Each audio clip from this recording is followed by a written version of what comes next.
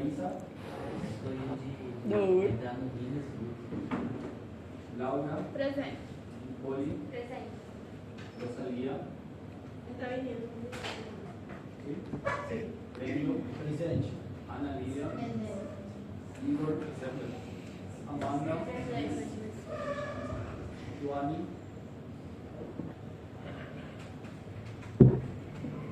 Isadora. Presente. Gabriela. Presente. Miss Gabriela. Presente. Claudia. Presente. Enrique. Presente.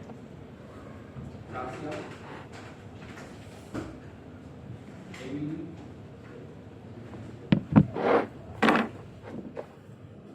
Luis Felipe. Presente. John. Presente. Rafaela. André Luis. Presente. Ana Cláudia. Ítalo. Presente. Aner. Presente. Maurício. Juliana. Presente. David. Presente. Santiago. Presente. Josilaine. Sara. Gabriel. Karen. Jihad. Jamil. Ele está em Assunção, fazendo consulta. Leonardo. Presente. Ana Caroline. Viviane. Presente. Augusto. Presente. E Ana Carolina. Presente. Prof, antes do senhor começar a classe, vamos conversar uma coisa muito séria. Nós vamos ter seminário, prof? Sim, Quando? da próxima semana. Da Cláudia. Qual a temática? Y todo lo que hemos enseñado Tiras. para el último seminario. Taller de entrega. É. Todos que a gente já deu? No, está muy intenso, ¿verdad? Todo lo que vimos después de la última entrega. Não é tudo, quase tudo. Tira biliar, apendicite. Puedes hacer con una lista y mandarme y te voy a confirmar. Tá. Si es muy extenso, vamos a reducir. Tá. Para hacer tres. Obrigada, prof. Graças, prof. Em relação àquele ponto de quem não foi para a Assunção, ¿De qué? aquele Ah, não. sí, de los que nos fueron, que me habían pedido de hacer un trabajo adicional para los que no pudieran ir. Y los que están interesados en eso después pueden preparar un pequeño caso clínico de los hospitales, sus prácticas, y hacemos una revisión de esos casos clínicos en una de las últimas clases allá cerca ya. Sí. ¿Hasta cuándo van nuestras clases, Juliana? Até, acho que 22 de novembro. Não, peraí, prof. Eu vou abrir o calendário. Preparen ese caso para el último día de la clase, del calendario académico. Porque, ó, dia 25 a gente já tem prova final, então acredito que já não tem mais aulas, verdade? Eso depende de cada materia en realidad. Podemos ir teniendo igual en las actividades del seminario, por ejemplo, de la presentación de los casos para los que no fueron al congreso. Tá bem. Porque a gente... Solamente que ustedes organicen una fecha que quede mejor para ustedes, que no se queden encimados en Tá. otra prueba o algo así. Vou conversar com eles então, ver quais são os exames Los que a gente fueron a las tem. jornadas son la minoría, tengo entendido, ¿verdad? 30%, talvez, 30%, parece. Entonces, la mayoría presentaría ese trabajo como caso clínico para poder igualar eso, ¿verdad? Sí. Muy bien. Vamos a empezar con nuestra clase de hoy, entrando en un tema muy importante. Vamos a ver un caso clínico y a partir de ahí vamos a desarrollar la clase del tema de correspondiente. Bueno, una paciente de sexo femenino, joven de 46 años de edad, que hay que tratar de colocarnos en el prototipo del caso clínico de la paciente, ¿verdad? Profesión agricultora, procedencia de Misiones, una ciudad de aquí, del Paraguay. Casada, cuyo motivo de consulta fue dificultad para deglutir. Un signo que actualmente conocemos como disfagia, ¿verdad? Y lógicamente cuando el paciente viene a consultar por este motivo de consulta, nosotros nos enfocamos a pensar en un órgano muy conocido que es el esófago. El problema más probablemente está ahí. Analicemos un poco las características de este motivo de consulta.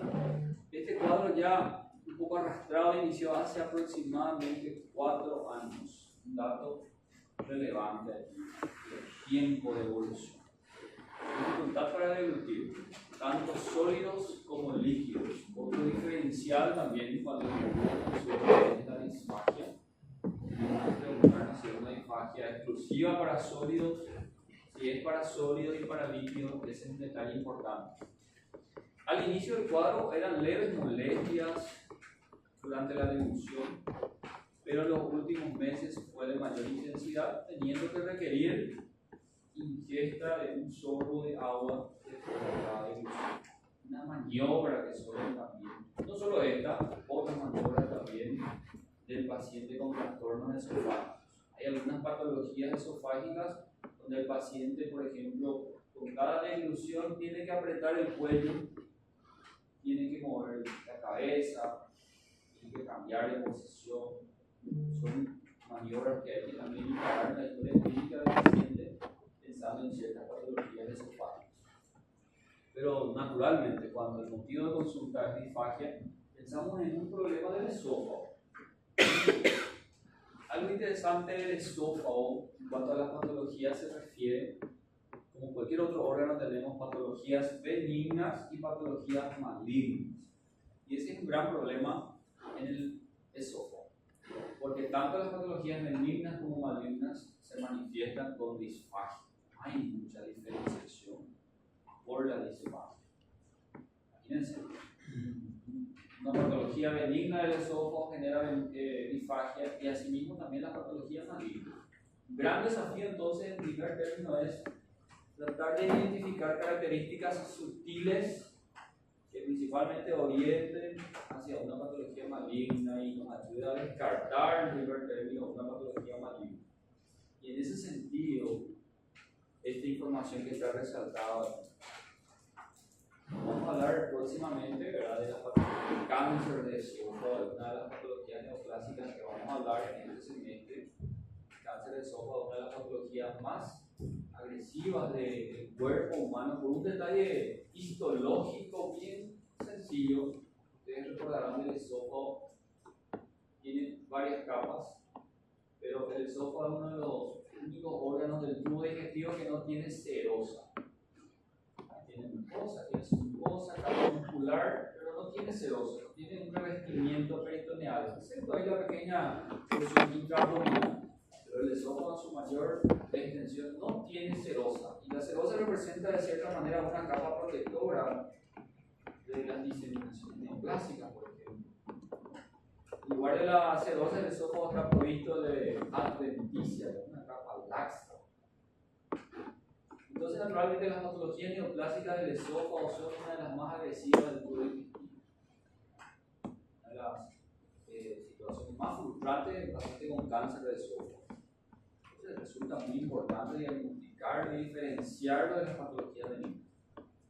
Y tan agresivo es el cáncer de esófago, y les tiro algunas informaciones ya adelantando un poco la clase de cáncer de esófago, que cuando llegamos al diagnóstico de cáncer de esófago, habitualmente, con disfagia del paciente y otros signos y síntomas, cuando tiene esa sintomatología y se trata de un cáncer, probablemente estamos llegando a un cáncer. Sí, una mayoría de las patologías neoplásicas. Como vimos el cáncer de paciente con ictericia, fácil de diagnosticar, ictericia no dolorosa, signo de Courvoisier-Terrier, es fácil de diagnosticar, pero ya probablemente estamos llegando a un cáncer. Lo mismo en el esófago. Entonces quiero que metan eso en la cabeza. Cuando un paciente con cáncer de esófago se manifiesta ya con disfagia y otros signos, es porque probablemente el tumor ya está suficientemente grande como para obstruir el esófago y probablemente ya es un cáncer ya en etapa terminal. Y Cuando hablamos de un cáncer terminal nos referimos a un tiempo estimado de sobrevida de unos 6 meses. ¿Qué nos llama la atención en este caso? La paciente está con disfagia. Les pregunto, ¿será que con un cáncer de esófago viene un poco el tiempo de evolución? 4 años. ¿Será que, Acho que en não. otras palabras les pregunto, ¿será que un paciente con cáncer de esófago estaría vivo con 4 años de evolución? Acho que não. ¿Verdad? Entonces, ese dato es uno de los sutiles diferencias entre patologías benignas y patologías malignas del esófago. Disfagia de corto tiempo de evolución juega a favor de una patología maligna. Una disfagia arrastrada de 2, 3, 4 años difícilmente será una patología maligna. Este paciente ya no estaría vivo si fuera un cáncer de esófago el que genera la disfagia. Ese es uno de los sutiles pero más importantes datos que tenemos que utilizar para tratar de diferenciar un poco patologías benignas y malignas. Además de la disfagia, el paciente refiere dolor retroesternal. ¿Cómo se lo denomina el signo de dolor al deglutivo? El paciente deglute y siente un dolor, no solamente dificultad del paso, sino dolor al deglutivo. Onde não faz? Odinofagia. Odinofagia, dolor al deglutivo. Además refiere regurgitaciones. ¿Qué serían regurgitaciones? Cuando vuelve, retorna hacia la boca contenido ya deglutivo. ¿Qué diferencia hay entre regurgitaciones y vómitos? Los vómitos habitualmente son precedidos de náuseas, de arcadas. Arcadas sería ansia en portugués. Regurgitación. Vamos a decir así, viene sin ningún aviso. El paciente ya siente en la boca nada más, a veces le despierta por la noche. Está durmiendo en la madrugada, se despierta con una sensación de llegada en la boca de contenido alimentario. Contenido alimentario no digerido, algo importante eso. Significa que ese alimento no pasó ni siquiera al estómago. Así viene muchas veces desagradable, imagínense el estado ya de descomposición, de cierto grado de descomposición del alimento llega a la boca. Relata también accesos de tos nocturna. Una historia difícil muchas veces de interpretar. Es común, no tan común, pero en los casos clínicos suele ser común. El paciente con patología esofágica suele ir primero con el neumólogo, neumonía a repetición, tos nocturna, ¿verdad? Clásicamente el paciente se va al neumólogo, recibe tratamiento, cuadro arrastrado de neumonía repetidamente, hasta que alguien piensa, ¿cómo será que no es? Las regurgitaciones ahí del esófago que están causando este cuadro de neumonía, repetición, accesos de tos nocturna, repetición.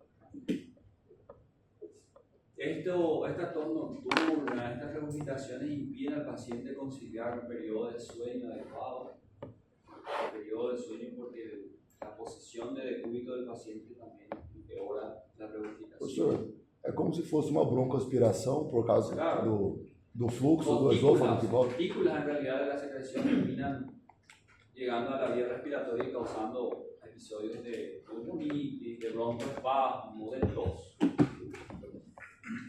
Pérdida de peso, eso es algo común en las patologías esofágicas. Después de la disfagia, la pérdida de peso es natural también, porque el esófago es un órgano relacionado directamente con la nutrición. El paciente que tiene disfagia, que tiene dificultad para alimentarse, lógicamente va a tener pérdida de peso. Tanto las patologías benignas como malignas. Pero en forma más clásica, las malignas, así como la disfagia es más brusca, de corto tiempo, la pérdida de peso es más marcada. Una pérdida de peso que acompañó el tiempo de evolución de esa disfagia, entonces es también relacionado a patologías benignas. No hay cuadro similar anterior, no hay antecedentes patológicos de base, no hay antecedentes familiares relevantes de cáncer, por ejemplo, aunque eso es relativo, ¿verdad? Es algo objetivo. Esto sí es importante, la paciente no es tabaquista. Hoy día, si yo les pregunto a ustedes, ¿recuerdan la doctora Manuelita? Sí, ¿verdad? A ver, Samara, ¿cuál es el tipo de cáncer de esófago más común? La variedad, ¿viste? cáncer do carcinoma, né? Porque cuando hablamos de cáncer de páncreas dijimos cuál es la variedad más común, adenocarcinoma, ¿verdad? Y el cáncer de esófago. Eu ia falar o mesmo. Eu também acho. Eu ia falar adenocarcinoma também. Ele falando que Les digo que la mayor parte Por causa dos ovos de digestivo, la mayor parte del tubo digestivo y sus anexos como el páncreas es el adenocarcinoma. Aham. Una de las pocas excepciones es el esófago. En el esófago, de forma bien clásica, adelantando un poco la clase de cáncer, pero también es importante esto. Tercio superior É outro y que medio del esófago está expuesto, vamos a decir así, a la influencia del medio ambiente. ¿Qué significa eso? Todo lo que consumimos, mate caliente, bebida alcohólica, tipo de alimentación, todo lo que introducimos por la boca, yo lo llamo influencia del medio externo, termina siendo los agresores del esófago superior y medio. Entonces está relacionado con carcinoma epidermoide. Y el tercio inferior del esófago está expuesto a la agresión del reflujo gástrico, del ácido gástrico que refluye al tercio inferior del esófago, termina generando una metaplasia del epitelio primeramente y después un adenocarcinoma. Hay una diferencia en cuanto a la localización, tercio superior y medio, carcinoma epidermoide o escamoso. Tercio inferior, adenocarcinoma. Todavía hasta la actualidad, por lo menos en Latinoamérica, se considera en general que el epidermoide es el tumor, la variedad más frecuente. Lo que se está viendo es que el adenocarcinoma está en aumento. El epidermoide quedó estable, se estabilizó. Pero la prevalencia de adenocarcinoma está en aumento. Se cree que en algunos años más, tal vez dentro de 5 años, una clase de esta será el adenocarcinoma el más frecuente. Ya en países del primer mundo, como en Estados Unidos, que tienen altos índices de obesidad. La obesidad directamente ligada al reflujo gastroesofágico ya es el adenocarcinoma el más frecuente. Entonces, en un examen, para nuestro examen Latinoamérica aquí, será el epidermoide, pero ojo, que yo ya he visto exámenes donde el examinador coloca en países desarrollados con altos índices de obesidad, ¿cuál es la variedad histológica más común del cáncer de esófago? Adenocarcinoma se da en ese contexto, ¿verdad? Para nuestro medio es el epidermoide. ¿Por qué estoy hablando de esto? El principal factor de riesgo para el carcinoma de epidermoide, el factor ambiental, prácticamente considerado un requisito indispensable para pensar siquiera en un carcinoma de epidermoide, es el tabaquismo. El tabaquismo es el principal factor de riesgo para el cáncer epidermoide de eso. ¿Sí? Entonces, este dato de que el paciente no es tabaquista juega a favor de una patología digna, ¿verdad? Tampoco es estilista, otra forma de agresión externa también al esófago, sobre todo las bebidas de tipo whisky, de tipo destilado. Hábitos fisiológicos conservados, excepto el hábito alimentario, lógicamente, que está alterado por la disfagia. Tectoscopía, el aspecto general de este paciente, tanto de las patologías benignas como malignas, llama la atención el marcado estado de desnutrición calórico-proteica que el paciente tiene, prominencias óseas bastante pronunciadas, las clavículas, la fascia del paciente, un paciente desnutrido. Es el principal dato, manifestaciones clínicas. En ocasiones algunas evidencias semiológicas de enfermedad diseminada también, el ganglio de Virchow, el nódulo de la hermana María José, el tracto rectal, el signo de Anaquel de Bloomer, son evidencias generales de cualquier enfermedad avanzada, ¿verdad? Este es el paciente clásico que en la ectoscopía colocamos ahí, impresiona portador de patología crónica. Al mirar al paciente, ustedes ya van a decir, este paciente tiene una enfermedad neoplásica, tiene aspecto de algo neoplásico. Además, datos del examen físico, no hay alteración. No hay alteración del abdomen, no hay alteración del aparato respiratorio, en este caso, impresión diagnóstica. Y siempre que hablamos de diagnóstico, tenemos que acostumbrarnos a hacer este ejercicio, como lo hicimos en el cáncer de páncreas. ¿Cuál era el diagnóstico sindromático? Síndrome ictérico obstructivo. ¿Recuerdan? Sí. ¿Cómo sería el diagnóstico sindromático de una patología esofágica? Síndrome esofágica. Síndrome esofágico. Ahí está. Esofágica. O síndrome disfágico. Disfágico. Mucho también hablar de eso, porque en esta clase vamos a hablar del síndrome dispéptico, que es otra cosa. Patologías gástricas, gastritis, úlcera, síndrome dispéptico. Ahora, síndrome disfágico, el problema está en la deglución. Síndrome esofágico o síndrome disfágico. Ese es el diagnóstico sintomático. Y de eso vamos a hablar ahora, del síndrome esofágico. Antes de eso tenemos que recordar un poco al esófago. Recuerdan que es un órgano tubular, predominantemente muscular, que se continúa de la faringe, ¿verdad?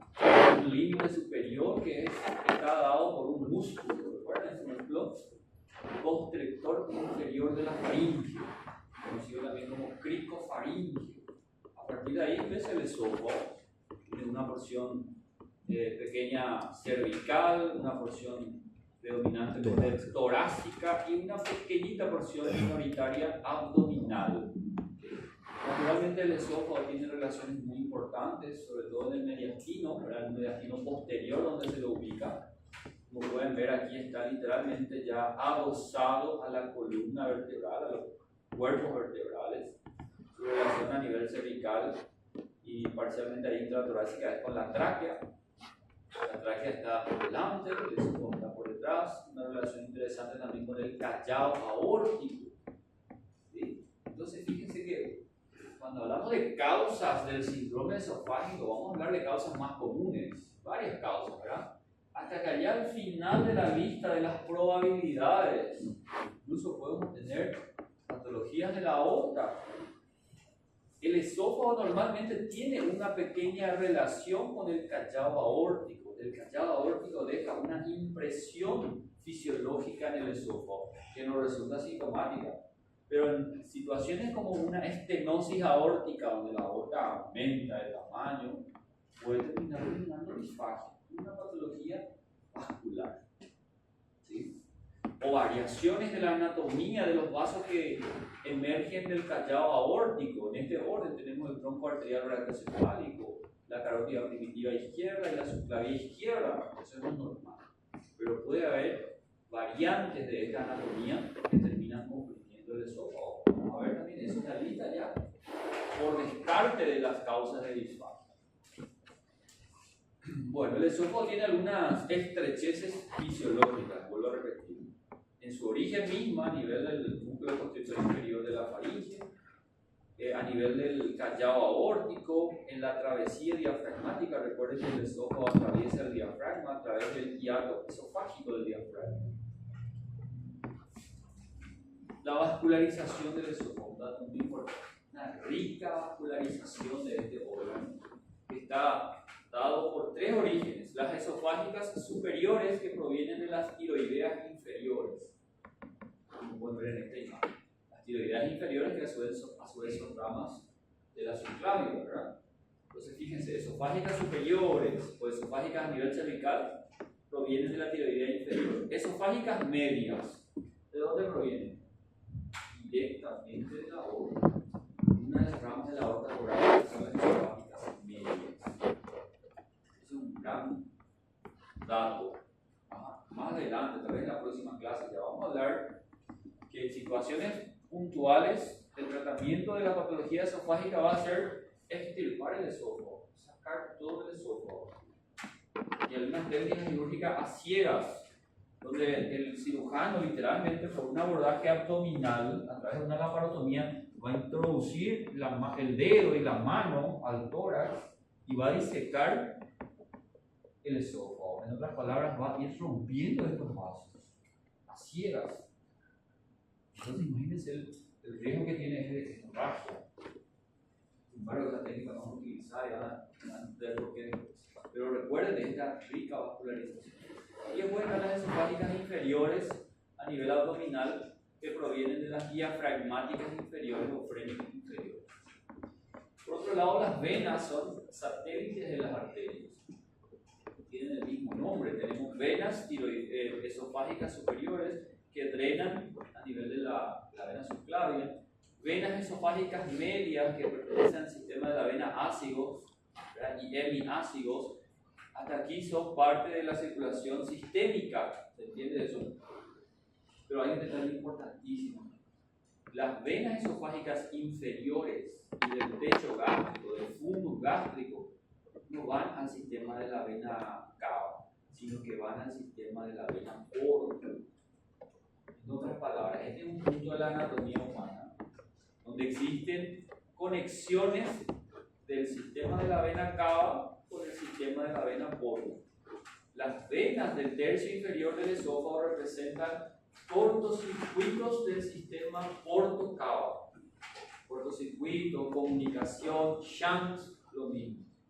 En condiciones normales no hay ningún problema. ¿Por qué no hay ningún problema? Porque el sistema de la vena cava tiene mayor presión. Es muy improbable que la sangre siga este trayecto porto-cava. Pero en condiciones patológicas, por ejemplo, en un paciente con cirrosis hepática, acá está el hígado, ¿verdad? Sí. El hígado yo siempre lo comparo, y adelantando un poco a otra clase en futura también, me gusta mucho comparar al hígado como una esponja. Porque la sangre portal que trae toda la sangre del tracto gastrointestinal como una materia prima, tiene que pasar por el hígado y el hígado permite un fácil filtrado de esa sangre, como una esponja. Y en ese filtrado ocurre el verdadero milagro de la vida, como se dice, las reacciones químicas que dan origen a la formación de hormonas, de proteínas, de enzimas, así como sustancias tóxicas son eliminadas por la bilis y no pasan hacia la circulación sistémica. Esa es la función del hígado, filtro que tiene nuestro cuerpo, ¿verdad? De forma bien grosera. Pero cuando el hígado se transforma en fibrosis, un paciente cirrótico, la sangre ahora viene a encontrar, en lugar de una esponja, encuentra un verdadero ladrillo, un chillolo, Sí. una resistencia, la sangre portal, ¿verdad? Entonces, ¿qué pasa con la sangre del sistema portal? Queda estancada, queda represada. Hipertensão portal, ¿verdad? Y ahí se genera hipertensión portal. Y ahora sí, la sangre es capaz de pasar por este cortocircuito. Las venas del esófago inferior se dilatan y así es que se forman las varices esofágicas. Entonces las sustancias tóxicas, como derivados del amonio que deberían pasar por el hígado y ser inactivos, pueden ganar la circulación sistémica en forma activa y causar encefalopatía tóxica. Pacientes con cirrosis avanzada, con síndrome de hipertensión portal, mueren por encefalopatía si es que no se actúa. Todo eso hay que entender basado en esta anatomía muy importante, ¿sí? Entonces recuerden que a nivel del esófago distal hay un cortocircuito entre el sistema de la vena cava, la circulación sistémica, y el sistema de la vena porta. ¿Sí? Cuando hablamos de síndrome esofágico hay que mencionar que en forma didáctica lo dividimos en dos grandes grupos. El síndrome esofágico de transferencia, un síndrome esofágico alto, donde el paciente literalmente viene a referir el problema a nivel cervical. El paciente dice, doctor, mi problema está al deglutir. Cuando yo degluto, trago, siento como si fuera que el alimento queda trancado aquí a nivel cervical. El paciente muestra la localización de su sitio. Es una disfagia alta, orofaringia. El signo es, el paciente siente como si fuera que queda atragantado. Dice, engasgado, puede ser. Sí. Atragantado. El paciente siente que queda atragantado, traga y se queda el alimento a nivel cervical. Y la disfagia de conducción es un problema más inferior, en el esófago intratorácico, vamos a decir. El paciente deglute sin problema, pero el problema está más abajo.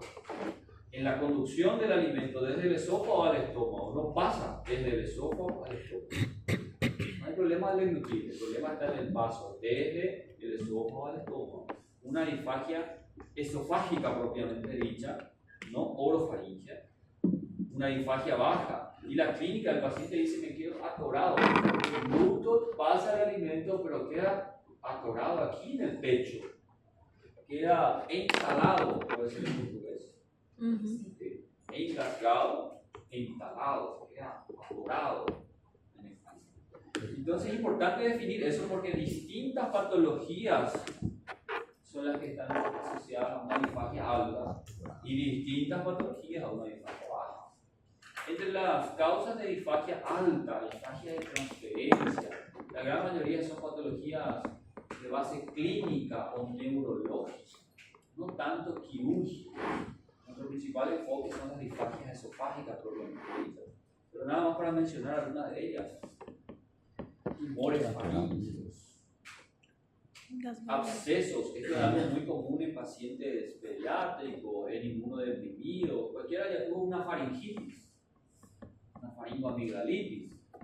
Por los pacientes inmunodeprimidos se produce un verdadero absceso faríngeo que termina obstruyendo toda la faringe de ese paciente y no puede deglutir. A veces necesita un drenaje por un otorrinolaringólogo, drenar ese absceso. Eso sí, de cierta manera tiene un enfoque quirúrgico, otorrinolaringólogo. ¿Sí? Eu estava copiando na hora que o senhor falou. Atorado também é engasgado? No, atorado sería entalado. Entalado? Y engasgado sería atragantado. Que para mí parece a mesma coisa. De garganta, ¿verdad? A nivel alto. Hace referencia nada más a una forma de localizar el sitio del motivo de consulta del paciente. Algunas otras patologías, como pueden ver aquí, de orden neurológico, de orden clínico, ¿verdad? Vamos a dar un ejemplo. Un paciente con ACV, ABC, todos saben lo que es un accidente cerebrovascular, ¿verdad? Trata de una isquemia de alguna parte del sistema nervioso central que puede ocurrir en cualquier territorio vascular. El paciente tiene la mala suerte de que la isquemia afectó un núcleo vulvar de algún par craneal. ¿Cuáles son los pares craneales que están asociados con la deglución? El décimo par, el neumogástrico, del glosofaringeo, por ejemplo. Entonces, si el paciente tuvo una ACV que afectó el núcleo vulvar, el inicio de estos pares craneales relacionados con la deglución, ¿ya vieron en clínica médica un paciente ACV secuelar? ¿Llegaron a ver en sus prácticas? No. Un paciente que decimos, un paciente vegetal, decimos. Un paciente que tiene muchos trastornos motores, quedó con muchas secuelas. Entre ellos, problemas para deglutir y tiene que alimentarse con una sonda nasogástrica, con una gastrostomía. Eso es un ejemplo de una disfagia de transferencia, una ACV secuelar. Ahora bien, las principales patologías que nosotros vamos a hablar aquí desde el punto de vista quirúrgico son las disfagias de conducción, las disfagias bajas, las que afectan realmente al esófago. Y entre las causas de disfagia de conducción vamos a dividir en dos grandes grupos. Los disturbios motores, que son patologías benignas, donde se afecta la motilidad del esófago. Por fisiología, ustedes recordarán que el esófago tiene también una motilidad, tiene un peristaltismo que está basado en las ondas primarias y las ondas secundarias. ¿Verdad? La actividad del esófago muscular es muy, dijimos que el órgano es predominantemente muscular, entonces su actividad motora es muy eficaz, es propulsiva. ¿Qué significa eso? Que envía siempre el alimento digerido para abajo de forma sincrónica, regulado por el sistema nervioso autónomo. ¿Recuerdan ustedes el plexo mientérico de Auerbach? ¿Sí? El plexo es un pozo de Meissner. Es una organización autónoma a nivel intrínseco de la pared del esófago que coordina este peristaltismo.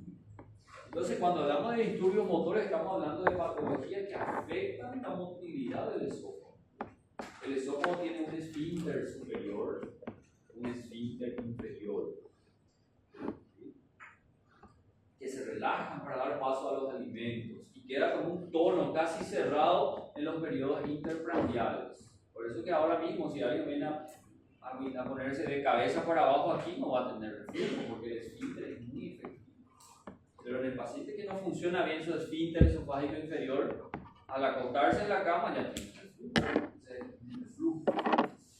Y por otro lado, las obstrucciones mecánicas. Disturbios motores entonces están relacionados al peristaltismo y las disfagias mecánicas a un obstáculo mecánico para el tránsito del alimento. Los tumores son ahí el principal. Tumores, esto es lo mismo que ya dije. Algunos datos más importantes también sobre el síndrome esofágico. La cialorrea es otro signo que puede aparecer en un paciente con síndrome esofágico. Es la salivación excesiva. Básicamente el paciente que ni siquiera puede deglutir la propia saliva, eso implica entonces una disfagia grave. Un paciente con disfagia grave no puede deglutir ni siquiera la saliva y queda salivando, perdiendo la saliva. Entonces las disfagias altas, la disfagia de transferencia. Eso ya dijimos, ¿verdad? Un detalle interesante es que el divertículo de Zenker, que es una de las principales patologías, una de las estrellas de las patologías esofágicas que vamos a hablar en esta unidad, es el divertículo de Zenker, porque termina siendo una causa de disfagia de transferencia, pero puede también ser al mismo tiempo una disfagia de conducción. Aquí está la lista de patologías que vamos a ir mencionando. Dentro de las disfagias de conducción, disfagias bajas, están los trastornos mecánicos, donde los tumores son el principal desafío. Estenosis pépticas, paciente con una lesión ulcerada en el esófago, que luego cicatriza y genera una estenosis. Anillos y membranas fibrosas que envuelven al esófago. Los anillos de Schatz, vamos a hablar de eso también. Los divertículos esofágicos, obstrucciones extrínsecas, un timoma, un tumor del timo que termina creciendo y obstruyendo el esófago, obstrucciones vasculares, como ya habíamos colocado, óseo intratorácico puede ocurrir, y los disturbios motores, que es nuestro motivo de la clase de hoy, siendo la acalasia el principal representante de este grupo. Espasmo esofágico difuso, esófago en cascanueces y la esclerodermia, si bien tienen una base autoinmunitaria, también el principal órgano que afecta es el esófago. Siguiendo um pouco com o caso clínico. Peraí, professor, só uma questão. O senhor falou que o divertículo de Zenker, ele é uma das estrelas que é mais falado na síndrome esofágica de condução, certo? Uhum. Mas lá atrás, a gente tinha uma lista ali debaixo do de transferência, também tinha ele. Lo que yo dije del divertículo de Zenker es que puede ser una causa de disfagia tanto de conducción como de referencia. Ah, tá. Não, beleza. Gracias por preguntar. Bueno, lo que quiero que coloquen, volviendo a nuestros casos clínicos allá arriba, tenemos una paciente joven, otro dato muy relativo también, ¿verdad? Pero las patologías malignas suelen presentarse en personas mayores de 60 años y las patologías benignas de los ojos en personas más jóvenes. Paciente mujer de 46 años de edad que tiene una disfagia arrastrada de 4 años de evolución, una pérdida de peso que acompañó a ese signo, no estaba quita, todo juega a favor de una patología benigna, ¿verdad? De forma sutil. Cuando hablamos de estudios auxiliares en un paciente, ¿cómo empezamos a estudiar a un paciente? Inicialmente de rutina. ¿Qué significa de rutina? Ya tenemos que ir acostumbrándonos y en todas las otras unidades que fuimos colocando eso. Rutina es primero empezar por laboratorio de rutina, ¿verdad? Un laboratorio de rutina básico, que también a veces me da sutiles diferencias. En una patología neoplásica es habitual encontrar una anemia crónica, una patología benigna no suele ser característico, ¿verdad? Esto es rutina. El perfil proteico del paciente y la albúmina lógicamente estarían bajos por la desnutrición calórico-proteica. ¿Qué más implica rutina? Un electrocardiograma es de rutina. Una radiografía de tórax es de rutina. Sin embargo, nada de esto, por ejemplo, una radiografía de tórax de esta paciente. La radiografía de tórax en lo que refiere a esófago prácticamente no resulta útil. Su utilidad es, como su fin rutinario, valorar el parénquima pulmonar, valorar el índice cardíaco, ¿verdad? De repente me puede mostrar imágenes nodulares que pueden corresponder a metástasis. Para eso es la rutina. Para detectar patología pulmonar subyacente. No pidan una radiografía de tórax con la finalidad de ver el esófago. No se ve aquí el esófago. a menos que sea una etapa muy avanzada de una enfermedad esofágica. Entonces ahí anoten ahí un poco, en forma rutinaria no hay señales evidentes de patología esofágica. En etapas muy evolucionadas de los trastornos esofágicos, el dato tal vez más útil, pero todavía sutil, es un ensanchamiento del mediastino. Es muy inespecífico, puede estar hablando de una patología aórtica, un aneurisma de la aorta, puede estar hablando de un agrandamiento del esófago, puede estar hablando de un tumor torácico como un timoma, un bocio intratorácico, es inespecífico, ¿sí? Pero hay que hacer esto de rutina. Ahora bien, enfocándonos ya al esófago, yo quiero estudiar ahora el esófago, salimos de la rutina. ¿Cuál sería el primer estudio direccionado al esófago que les parece importante? Y para empezar, como primer estudio, la endoscopia digestiva. Por que não o esofagograma? ¿Perdón? Por que não o Justamente lo que esofagograma? quería decir ahora. La endoscopia digestiva debe ser el primer estudio porque su finalidad, todos tienen idea de cómo se hace una endoscopia, ¿verdad? Se introduce una fibra óptica que visualiza directamente la luz del esófago y su principal finalidad es detectar o descartar una lesión vegetante, neoplásica, ¿okay? Para hacer toma de biopsia. Ese es nuestro principal objetivo. El primer objetivo es, por más que yo estoy pensando en la posibilidad de una patología benigna, mi primer objetivo va a ser alejar la posibilidad de una patología neoplásica. Y por eso la endoscopia es el primer estudio, ¿sí? Vamos a colocar así una endoscopia normal, no hay ninguna lesión evidente. Y fíjense lo que puede ver, ¿sí? Una lesión vegetante, Isso aí é câmbio de. ulcerada, infiltrativa. Al mirar esto, el endoscopista ya dice, opa, esto es de mal aspecto, ¿verdad? Sí. Parece feo. Y necesita tomar muestra de esto. Una muestra de este tejido, va a ir con la doctora Manuelita y va a decir, esto es un adenocarcinoma, esto es un carcinoma de epidemioide. Ese es el principal objetivo de la endoscopia. La endoscopia no tiene la utilidad para diagnosticar un trastorno motor.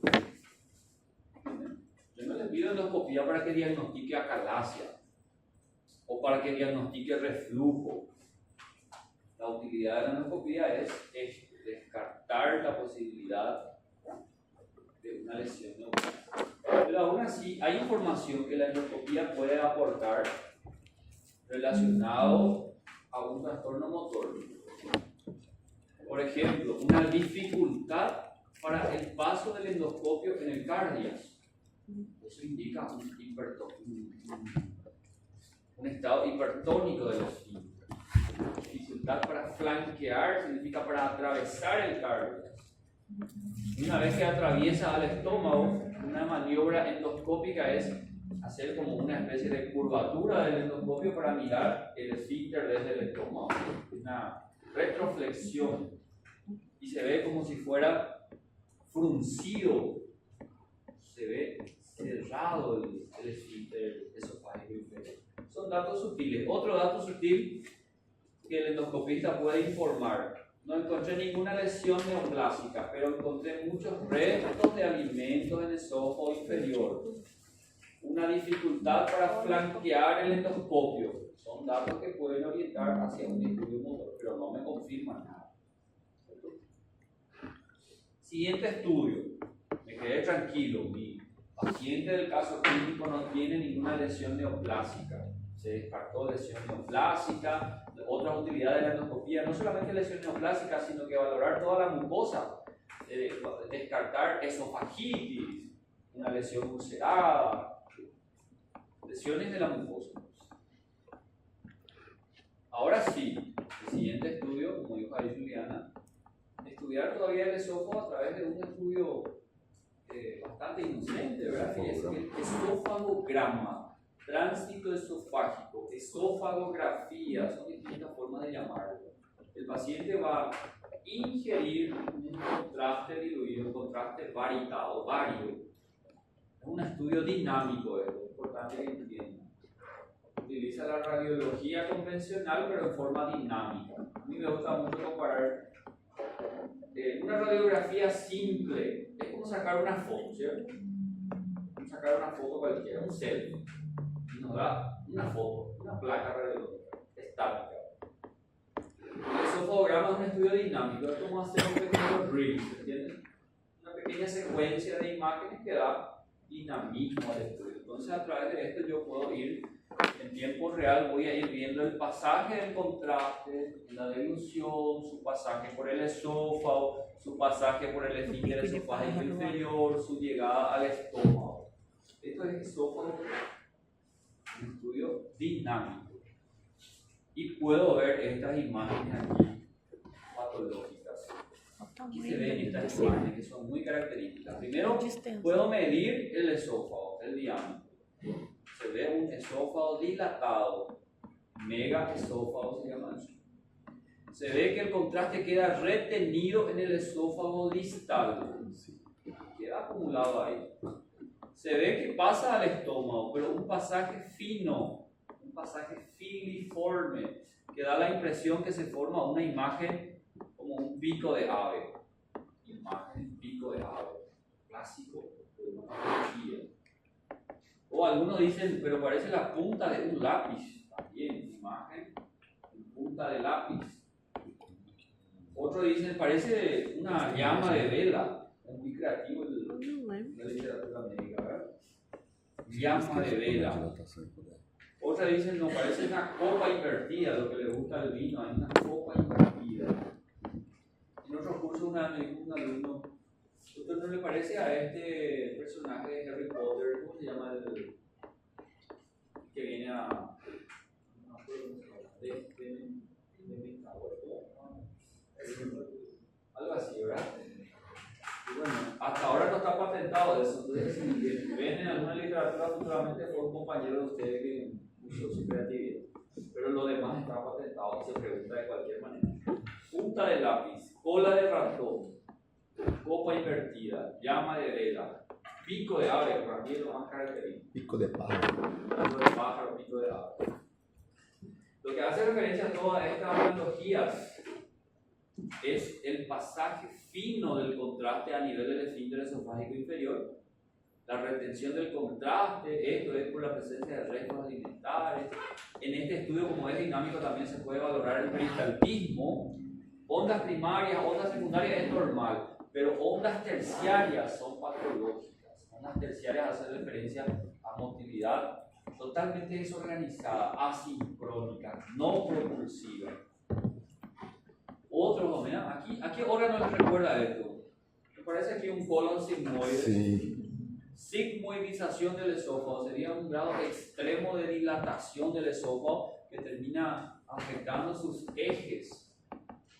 Grado 4 de megaesófago y el pasaje filiforme también. Entonces, gracias a lo que estamos hablando aquí es de la acalasia, caso clínico típico de acalasia. ¿Qué significa acalasia? A siempre hace referencia a una ausencia, ¿verdad? Ausencia o falta de relajación del esfínter esofágico inferior.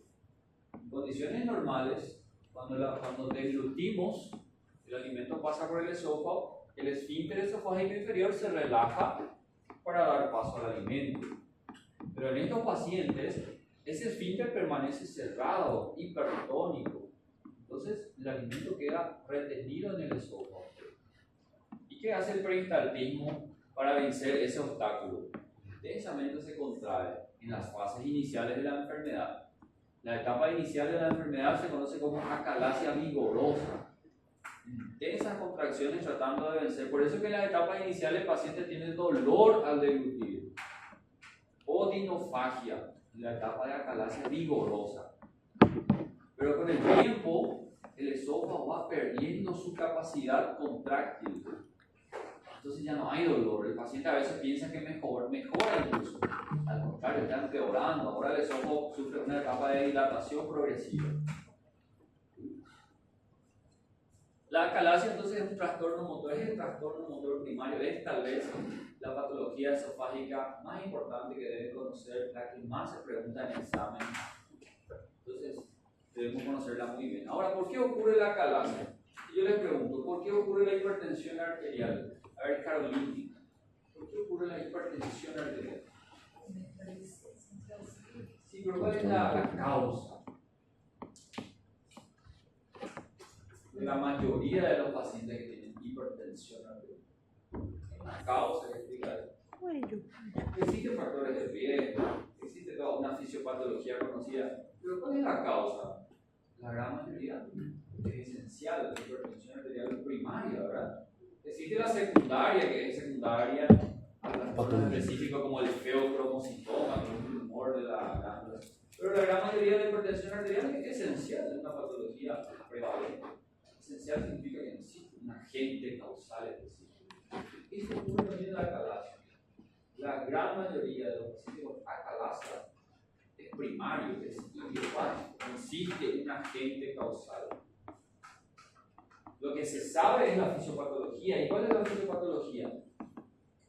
Dijimos que la coordinación de la motilidad del esófago y del esfínter también es a través de un sistema nervioso autónomo, intrínseco, el plexo mientérico de Auerbach. Hay neuronas, una estructura nerviosa que está a nivel de la musculatura esofágica que coordina su proceso. Entonces imagínense conmigo así. Existen algunas células nerviosas que se encargan de relajación y otras que se encargan de la contracción, y eso trabaja de manera coordinada. ¿Saben lo que ocurre en la acalasia? Hay una destrucción selectiva de las motoneuronas que se encargan de la relajación. Específicamente, se destruyen las células nerviosas relacionadas con la relajación.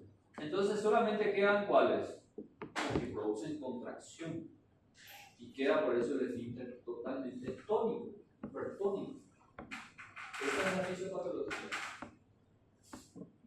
Se produce una falta de relajación, una ausencia de relajación, una relajación incompleta, entonces queda cerrado el esfínter esofágico inferior.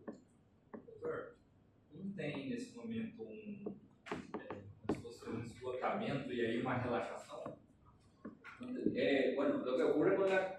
Vos estás hablando del peristaltismo esofágico.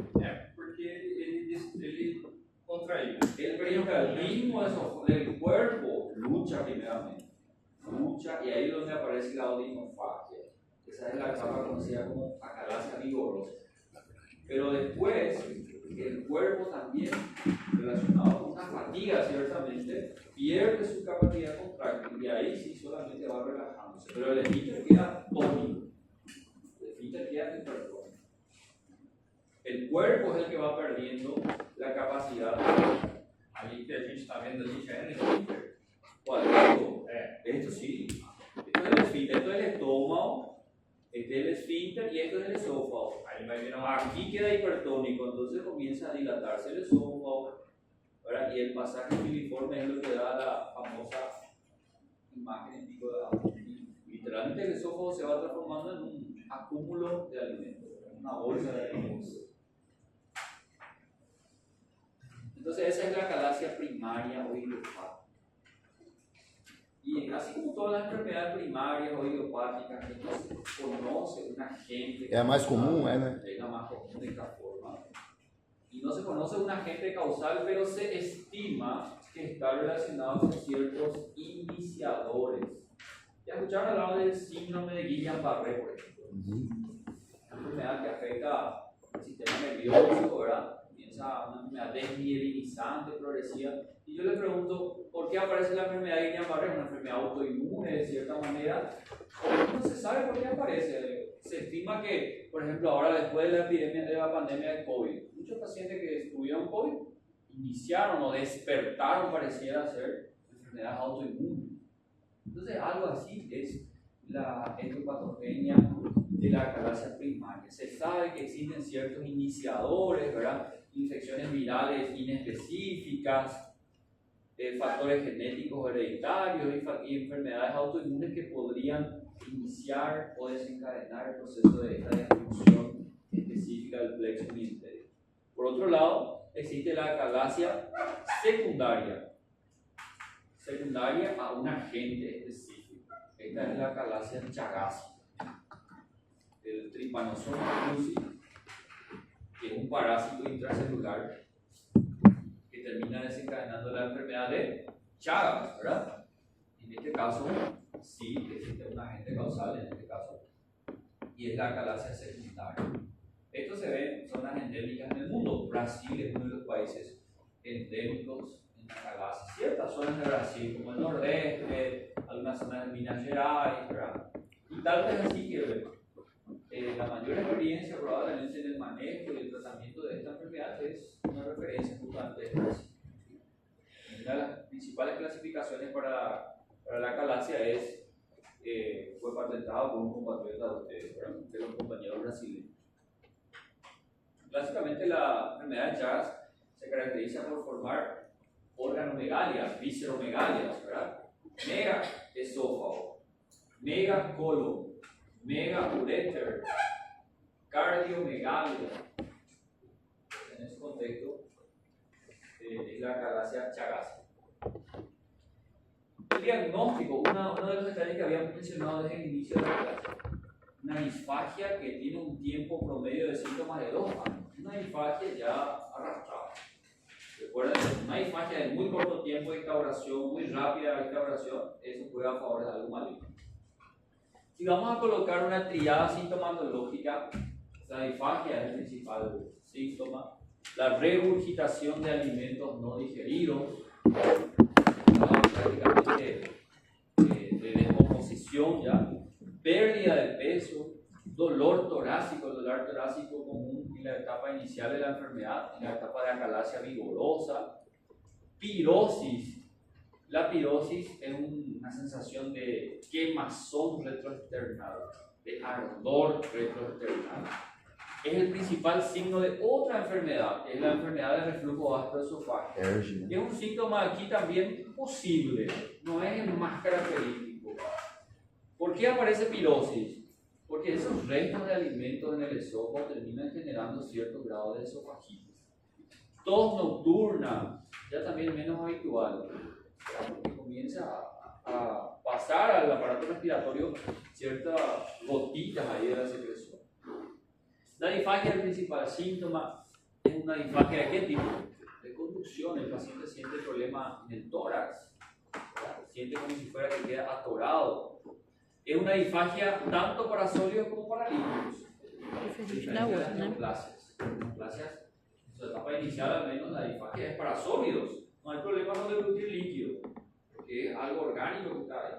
La acalasia, como una hipertonía del esfínter esofágico, no hay una disfagia selectiva, es tanto para sólidos como para líquidos. El inicio es insidioso, como ya dijimos, ahora la progresión de los síntomas es de 2, 3, 4 años. La regurgitación de alimentos no digeridos, con riesgo de aspiración. Un signo asociado a la regurgitación es la halitosis, un mal aliento característico, por la presencia de esta regurgitación de alimentos en estado ya muchas veces de degradación, ¿verdad? La pérdida de peso también lenta y progresiva que acompaña el tiempo de evolución de la disfagia. Y como dijimos también en ocasiones el paciente refiere a algunas formas de maniobras para tratar de empujar el alimento. Después de cada dilución, un sorbo de agua para empujar el alimento. Bueno, vamos a... La radiología, ya dijimos esto, radiografía simple de tórax prácticamente no muestra señales evidentes de acalasia, a menos que sea ya una acalasia muy evolucionada, un megaesófago muy importante, podríamos ver un ensanchamiento del mediastino o un nivel hidroaéreo en el mediastino. Más adelante les voy a mostrar una imagen, ¿verdad? Ahí, ven, la comparación, una radiografía normal y un ensanchamiento del mediastino, una imagen ahí tubular en el mediastino. Pero vuelvo a repetir que esto es inespecífico, puede tratarse de un aneurisma, de un timoma, ¿verdad? Nivel hidroaéreo del mediastino, puede estar hablando de la acumulación de restos alimentarios en el esófago. Esofagografía varitada es el estudio que nos muestra la imagen característica, ¿verdad?, del megaesófago. Hay un detalle interesante, hace poco he visto en un examen. Puede ocurrir acalasia sin megaesófago. ¿Qué les parece? Que sí. ¿Sí o no? Podemos hablar de acalasia sin megaesófago, puedo, en las fases iniciales de la acalasia, el esófago todavía no está dilatado. En la etapa de acalasia vigorosa, donde todavía el peristaltismo del cuerpo esofágico está activo, no hay todavía dilatación esofágica. Pero en las etapas más evolucionadas es donde comienza a dilatarse el esófago. Ahí están las clásicas descripciones que les dije: pico de ave, cola de ratón, llama de vela, punta de ave, copa invertida. Son efectos de relleno del contraste, ¿verdad? Y la aparición de ondas peristálticas terciárias. Como que a gente vai ver essas ondas peristálticas terciárias, prof? Y eso es Ah, é aquele saca-coxo, né? ¿Eh? Não é aquele saca-coxo? No. Esa es otra patología. Doppler, não é? Daí No, Doppler sería estudio de la circulación sanguínea. Não, ¿verdad? é como se fosse a imagem. Eu acho que eu já vi esses exames de condução, ele parece meio equilibrado. Assim. Claro, se va viendo en tiempo real el pasaje del contraste y se va viendo de esa manera el movimiento peristáltico. Sí. Ahí está la imagen en pico de ave, ¿verdad? Yo creo que esa es la imagen más característica, que más recuerda, por lo menos a mí, ¿verdad? El pico de ave. Essa aí é a da internet, é a primeira que aparece. Sí, esta es la característica. Este sería un megaesófago grado 3 aproximadamente de la clasificación. De Resendi y Mascareñas son las dos clasificaciones utilizadas para valorar el grado de acalasia. Entonces, fíjense que en el grado 1 es una forma anectásica. ¿Qué significa eso? Que todavía no hay dilatación. Entonces, respondiendo a aquella pregunta, ¿es posible tener acalasia sin que haya megaesófago?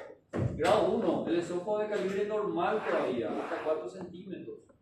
Pero ya hay enfermedad, ya hay una retención de contraste, ya hay hipertonía del esfínter. Grado 2, un esófago discinético, pequeño aumento del diámetro, entre 4 a 7 centímetros de diámetro del esófago, franca retención del contraste en el esófago vital, megaesófago leve. Grado 3, un esófago ya francamente dilatado, es tal vez la imagen típica de aquella imagen que estaba comparado con el picaflor, el diámetro entre 7 a 10 centímetros del esófago, la actividad motora del cuerpo esofágico totalmente ya reducida y gran retención del contraste. Y el grado 4, que es la forma, la máxima expresión, conocido como dólico megaesófago, una terminología que hace referencia a la máxima expresión de aumento del diámetro del esófago que termina afectando sus ejes. Te deja como un colon sigmoides, una sigmoidización del esófago, totalmente tortuoso, mayor a 10 centímetros de diámetro. Ahora bien, la acalasia, guárdense este concepto importante. La acalasia entra dentro de la clasificación de disturbio motor. El problema está en la motilidad, específicamente en la motilidad del esfínter esofágico inferior.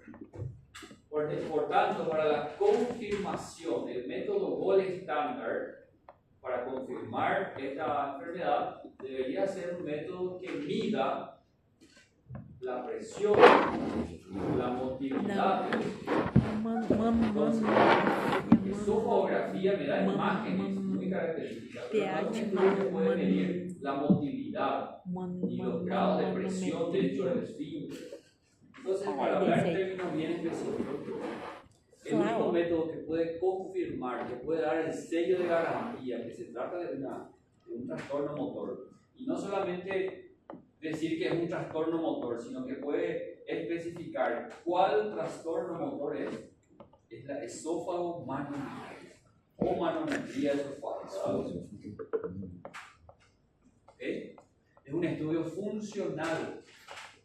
Se coloca un catéter nasal en las inmediaciones del esfínter esofágico inferior. Este catéter se va a dejar en el paciente por 24 horas y va a registrar cambios de presión a nivel del esfínter durante la deglución, durante el sueño, posterior a la deglución, y va a registrar todos esos cambios en un pequeño aparato, ¿verdad?, que registra todos los datos que después va a ser valorado, ¿verdad?, por un especialista en el área de la interpretación de los datos. Entonces, esta manometría, el estudio de las presiones dentro del esófago, es la que me va a dar la información precisa de que es una calasia. Y estos son los datos dentro de la manometría, los datos que me dan la confirmación diagnóstica. Sería el patrón manométrico de la calasia. Primer dato, grados variables de hipertonía del esfínter esofágico inferior. Para que tengan idea, el tono normal de un esfínter esofágico inferior es de aproximadamente 5 milímetros de mercurio. Y estos pacientes se ven generalmente mayor a 35 milímetros de mercurio. Hipertónico, está prácticamente cerrado. Otro dato, déficit de relajación del esfínter durante la deglución. Es normal que durante la deglución se relaje el esfínter. ¿Qué se ve en estos pacientes? Déficit de relajación. Y el tercer dato, ¿qué pasa con la contracción del cuerpo? La contracción o la peristalsis del cuerpo esofágico es sustituido por ondas terciarias, por ondas anormales, ondas desorganizadas, no propulsivas. Entonces, en forma práctica, aperistalsis del cuerpo esofágico. Si tengo esas tres informaciones en una manometría, entonces sé que el diagnóstico es una acalasia. Cumulativo. É cumulativo ou se tiver Generalmente las tres informaciones están, no sé si llamarlo acumulativo, pero las tres informaciones tem que estar. deben estar en el estudio para poder cerrar el diagnóstico de la calasia. E naquela imagem que você falou do pássaro, não pode falar que é. No es confirmatorio, es muy sugestivo. Justamente aquí está el dato. Pseudoacalasia. Puedes tener un paciente con clínica sugestiva de acalasia, con imagen en pico de ave muy característica, pero había sido no era acalasia. Imagínate que puede ser un tumor que está creciendo ahí a nivel del esfínter esofágico inferior y que está simulando una acalasia. Eso puede ocurrir hasta en un 7 a 10% de los casos, que se conoce como pseudoacalasia. Entonces, para quedar bien claro, si yo estoy pensando en un disturbio motor, acalasia, espasmo esofágico difuso, esófago en cascanueces, yo quiero confirmar y quiero catalogar cuál disturbio motor es, solamente la manometría esofágica me puede dar ese dato. Tem aqui no hospital, prof? No, ni siquiera en la región hay ese. No. A endoscopia não La endoscopía no me puede dar información sobre la motilidad. nem descartar pseudoacalasia. Descartar una neoplasia sí, puede descartar.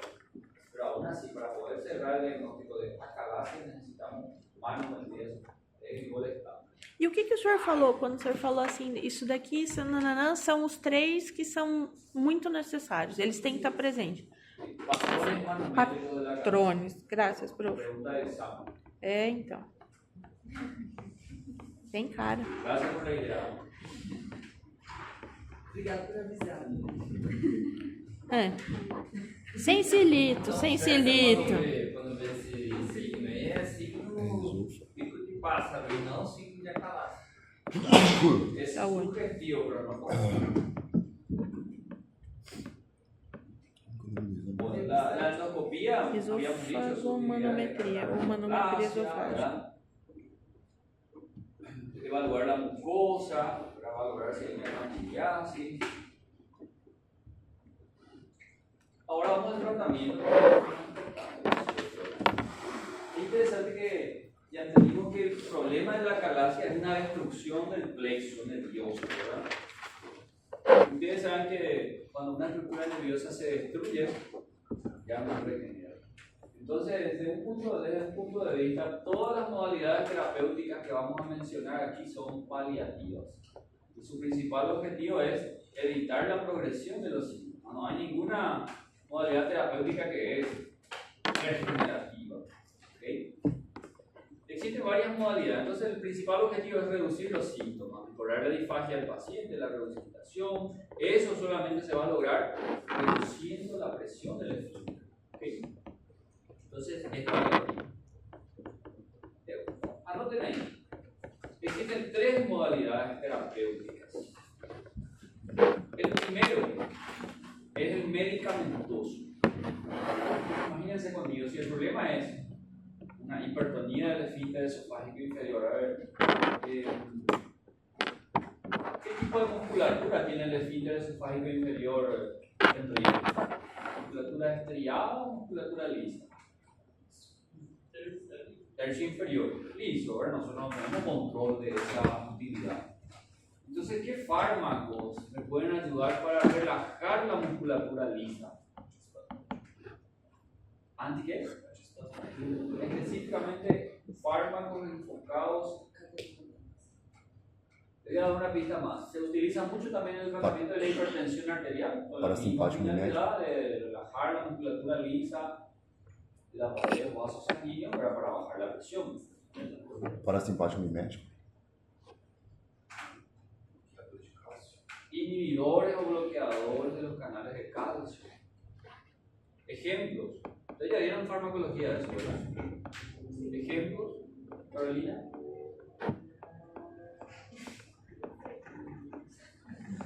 Gabriela. Nicole. Nicole está escondida allá abajo de la mesa ahí. Amlodipina, nifedipina, diltiazem. Esos son fármacos inhibidores de los canales de calcio. Eso también vamos a usar aquí. Últimamente va ganando muy popularidad también un fármaco muy conocido por todos, el sildenafilo, por ejemplo, ¿verdad? ¿Conocen el sildenafilo? Muy utilizado popularmente para otros fines, ¿verdad? Para la hipertensión pulmonar, estoy hablando, no sé por qué se... Qual esfínter que quer relaxar? Ô, doutor, mas nesse caso o paciente vai ficar com refluxo? No, porque no son tan efectivos. No van a lograr relajar demasiado el esfínter, tanto es así que sus beneficios no son los mejores. El tratamiento médico se recomienda para las fases iniciales de la calasia. Vamos a colocar así para la calasia grado 1. Ahí en esos casos suele tener su mayor beneficio y no suele repercutir con reflujo. No es tan potente su actividad como para relajar tanto.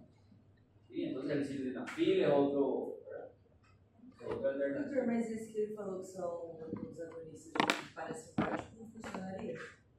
Lo que más se recomienda son bloqueadores de canales de calcio, nitratos también, que rebajan la musculatura lisa, y los grupos de fármacos como el sildenafil, que actualmente se utilizan bastante. Esas son las tres líneas de fármacos para la calasia. Otro pilar, entonces un pilar es medicamentoso. Si no hay tantos buenos resultados y mayor utilidad en las fases iniciales de la enfermedad. Segundo pilar, muy importante, endoscópico. Tratamiento endoscópico. Dentro de la endoscopía tenemos varias modalidades. ¿Sí? Una de las modalidades endoscópicas es la inyección de sistema botulínico. Ese mismo botox se aplica a nivel facial, que logra una relajación de la musculatura. Se aplica a nivel del esfínter esofágico inferior, que logra relajar. Resultado fantástico, inmediato. El paciente sale de la endoscopía y se siente curado. Imagínense, deglutir ahí, sentirse feliz. Me imagino que se va a hacer un churrasco ese día. Por 6 meses. El problema es que sus resultados son óptimos, pero corto plazo. E a toxina botulínica é no esfínter, né? A nivel del esfínter, por vía endoscópica se aplica a nivel del esfínter. Lógicamente tiene algunas posibilidades de complicaciones como perforación del esófago, ¿verdad? Pero bueno, es factible. Esse já não vai pro churrasco. Buenísimos resultados inmediatamente, pero a corto plazo. ¿Qué requiere? Nuevas aplicaciones cada 6 meses, cada 1 año. Bomba de infusão de Toxina botulínica. Es una excelente opción, pero corto tiempo de remisión de dosis. Deixar chip lá. Otra opción endoscópica muy buena, vamos a decir así, resultados a mediano plazo. Por 5 años pueden mejorar los síntomas. Dilatación con balón, una forma mecánica, ¿verdad? Por endoscopía se coloca un balón que literalmente va a dilatar forzadamente, mecánicamente va a dilatar el esfínter. va a abrir el esfínter, va a romper de cierta manera fibras musculares ahí y va a dejar abierto el esfínter. Dilatación mecánica. Es riesgoso, es más doloroso, pero logra síntomas también, logra resultados a mediano plazo, hasta por 5 años. Si después de 5 años aparecen todavía síntomas, requiere nuevamente nuevas sesiones. Como máximo se recomienda 3 sesiones. Porque con cada dilatación neumática se van rompiendo ciertamente algunas fibras musculares que va a generar una cierta fibrosis. En la próxima sesión ya hay fibrosis, más riesgo de lesionar el esófago. En la próxima, más fibrosis, más riesgo, hasta 3 veces se recomienda dilatación neumática, pero se considera la mejor opción no quirúrgica. Sobre todo en personas que, por ejemplo, tienen alguna contraindicación quirúrgica, neumopatía, cardiopatía, que no toleraría una cirugía, dilatación neumática es la mejor opción para esos casos. Seria então um tratamento de período de 15 anos, doutor? Y si es que se considera cada 5 años la remisión de los síntomas y 3 veces, sí, se podría plantear hasta por 15 años, ¿verdad?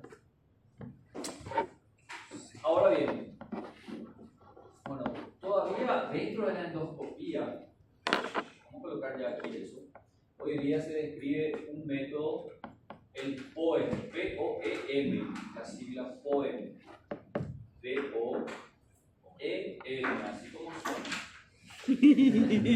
Ahora sí, así como suena. Sí. ¿Qué significa?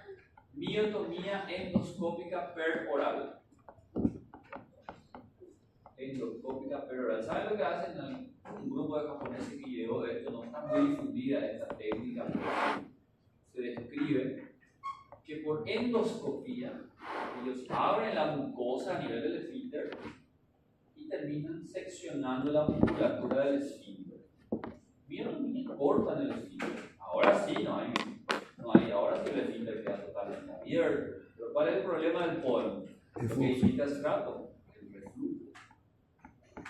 Pasamos de una enfermedad a otra, no hay mucha solución aquí. El paciente se cura de la galaxia, pero ahora tiene el reflujo. Doutor, viajando aqui, mas não existe uma válvula artificial? No, todavía no existe una válvula para reemplazar el esfínter. Que yo sepa, al menos. Porque na verdade ele tem que estar aberto e nem fechado, tem que estar em movimento assim.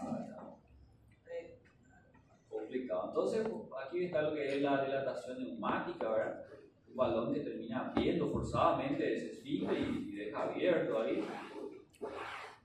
Ya hicimos todo. Y bueno, el procedimiento quirúrgico, la cirugía, es el procedimiento de elección, el que se considera y logra mejores resultados a largo plazo. Es la miotomía, la sección de la musculatura, pero por vía quirúrgica. La famosa esófago-cardiomiotomía de Heller, o simplemente cirugía de Heller. Algunas literaturas hablan de Heller y Pinotti, que fue su auxiliar en el desarrollo de esta técnica, ¿verdad? ¿Y en qué consiste esto? El problema no está en el esfínter que está cerrado, que está contraído. Entonces no tuvieron mejor idea de que cortar el esfínter, seccionar el esfínter, dejar abierto el esfínter. Aquí en este corte coronal, ¿verdad? Se ve el esófago, este es su capa muscular y ahora sí queda totalmente abierto, se cortó el esfínter, acá se corta el esfínter. ¿Sí? Queda expuesta solamente la mucosa. Riesgo técnico, obviamente, que se abra la mucosa durante el corte. Es mínimo. Y el problema está justamente que volvemos a lo mismo. Ahora pasamos de la calasia al reflujo. Para evitar el reflujo, entonces, ¿qué se hace? Pero antes de eso, aquí está otra vez, la miotomía. Se debe cortar aproximadamente 6 centímetros del esófago y los primeros 3 centímetros del estómago. Esa es la extensión de la miotomía, ¿verdad? O por lo menos es lo que dice acá. Certeza. Si no saben japonés, Pô, tá sacando. Entonces el problema es que ahora sí, resolvimos la calasia, terminó la calasia. El esfínter esofágico inferior ahora está abierto. Todo lo que pasa, todo lo que se deglute va a pasar. El problema es que ahora todo lo que está en el estómago vuelve. Entonces, la cirugía de miotomía se tiene que agregarle hasta 6 centímetros del esófago y los 3 centímetros del esófago abdominal.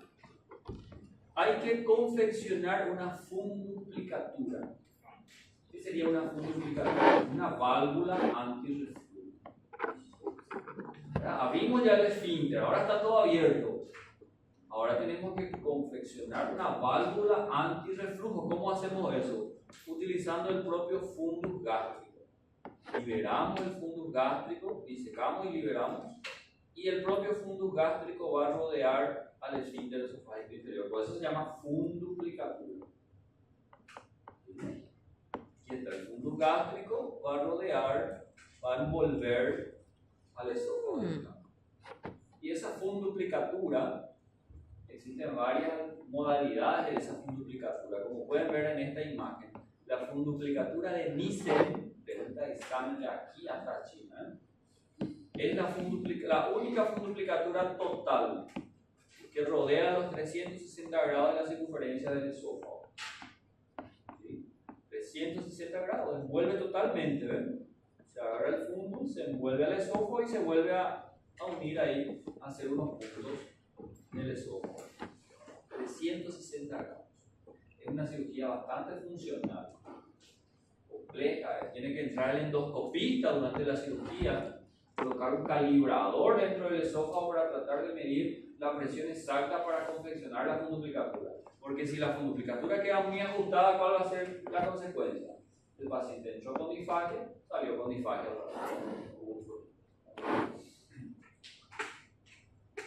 Esta es la cirugía de Nissen. Esta es una variante de Nissen, que es la Nissen floppy o Nissen laxa, donde se coloca un calibrador ahí para que quede más floja la funduplicatura, para que no sea muy ajustada, no se estresen tanto por esta técnica. Lo que sí quiero que recuerden que la técnica de Nissen es la funduplicatura total o de 360 grados. Otra variante de Nissen, que es la Collins Nissen, consiste en aplicar una capa mecánica a nivel del ángulo entre el esófago y el fundus para ampliar un poco la movilidad de ese fundus. Tampoco se estresa mucho con esto sí es importante. Otra modalidad de funduplicatura, en este caso parcial, porque pueden ver que el fundus gástrico rodea al esófago por detrás, pero no abarca los 360 grados, queda libre la parte anterior. En esta imagen se puede ver también lo conocida entonces como funduplicatura posterior, porque abarca 270 grados nada más de la circunferencia del esófago. Es la técnica o la funduplicatura de Tupper, muy utilizada en Brasil. Se hace la miotomía y se confecciona una funduplicatura de Tupper o posterior. Y finalmente una más simple, funduplicatura anterior o de Dor, también es una forma parcial de funduplicatura donde el fundus solamente cubre la cara anterior del esófago, solamente 180 grados de circunferencia. La decisión de la utilización de la modalidad de funduplicatura depende de cada equipo quirúrgico, de las escuelas quirúrgicas, de las corrientes quirúrgicas, ¿verdad? Los argentinos usan bastante la de Nissen, por ejemplo. Ya les dije Brasil, que es una referencia, usa bastante la de Tupper. ¿Por qué será? ¿Perdón? ¿Por qué será? Es la experiencia de los equipos, ¿verdad? Hacen en base a su experiencia, seguimiento de casos, resultados, disfagia postoperatoria, reflujo postoperatorio. Ahora bien, en la acalasia grado 4, aquel dólico pega esófago, donde el esófago está totalmente agrandado y tortuoso, sin ningún estigma de actividad motora, podemos decir que el esófago ya es una bolsa de alimentos ahí en el tórax. La única modalidad terapéutica factible es la esofagectomía, como pueden ver aquí. Sacar el esófago del paciente. Ya no tiene función, resección de todo el esófago. La técnica más utilizada es la transhiatal, técnica de Orringer, que consiste en dos abordajes. Un equipo quirúrgico que hace un abordaje cervical a través de una cervicotomía. Y otro equipo quirúrgico en forma simultánea hace una laparotomía. Ambos equipos, ambos cirujanos van disecando el esófago a ciegas, es lo que les dije hace rato, ¿verdad? Va disecando, ¿verdad? En el mediastino va introduciendo el dedo hasta que terminen liberando, ¿verdad? Hasta que se alcancen ahí la mano, los dedos del cirujano, entonces ya está totalmente liberado. Esta es una técnica que tiene como principal complicación la hemorragia, ¿verdad? El sangrado, una complicación, una desventaja, pero esta desventaja se supera por la gran ventaja que tiene esta técnica. Una vez que se retira el esófago, ¿cómo se va a reconstruir el tránsito de este paciente? Se diseca el estómago, se afina el estómago y se levanta en el tórax. El estómago se utiliza como nuevo tubo que se asciende al tórax. Y esa anastomosis, ¿dónde va a quedar? Va a quedar aquí arriba, a nivel cervical. Dijimos hace rato que el esófago no tiene serosa, ¿verdad?